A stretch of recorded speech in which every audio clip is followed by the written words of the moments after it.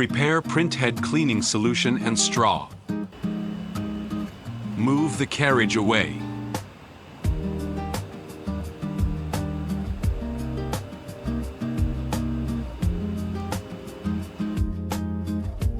Use a straw to pump in the cleaning solution.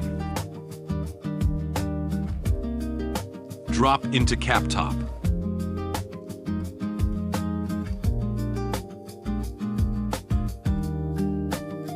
And make sure it is completely filled.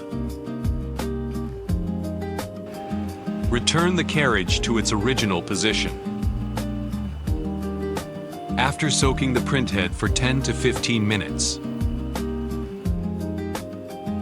clean the printhead.